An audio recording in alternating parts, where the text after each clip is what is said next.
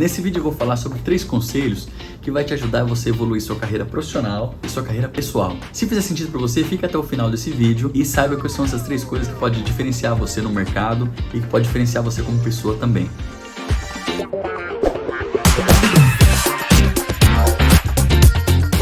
Esses 3 conselhos, o primeiro deles é você se associar de pessoas melhores que você. Isso parece clichê, mas é uma realidade.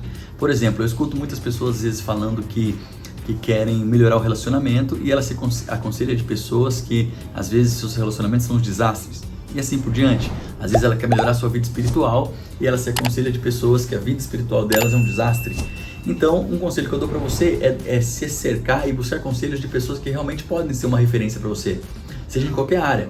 De repente, uma das coisas que eu achei bem interessante sobre esse assunto, muitas pessoas ficam escolhendo, hoje nós temos uma chuva de pessoas que falam sobre desenvolvimento pessoal e desenvolvimento humano.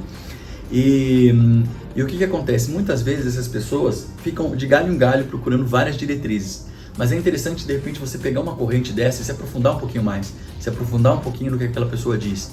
E isso pode te ajudar bastante. Então, cercar-se de pessoas melhores que você pode te ajudar muito, seja na área profissional, seja na área de carreira, seja na área de objetivos grandes que você tenha. Busque sempre conselhos e referências de pessoas que podem te ajudar e que são melhores que você. Porque sem isso, fica um pouquinho complicado de você evoluir. Você vai chegar também lá no seu objetivo, mas vai demorar mais. Você cercando-se de pessoas que são melhores que você, isso pode encurtar o caminho para os seus objetivos. Um outro conselho que eu gostaria de dar é que tem um pensador que ele diz um negócio que eu sempre achei super interessante. Ele fala que nós, seres humanos, nós temos a síndrome de Deus. O que seria a síndrome de Deus? Às vezes, a nossa ofensa, ela dura muito mais tempo do que propriamente a ação que nos levou a ficar ofendidos. O que quer dizer isso? Quer dizer que muitas vezes nós temos dificuldade em passar por cima de pequenos problemas, de pequenas dificuldades, e às vezes aquilo impede o nosso crescimento. Às vezes por algo que um superior seu, alguém te disse, e aquilo se torna uma coisa grande demais que te impede seu crescimento. Então, um dos conselhos é de repente você saber moderar isso. Saber que talvez a pessoa te disse aquilo para sua melhoria.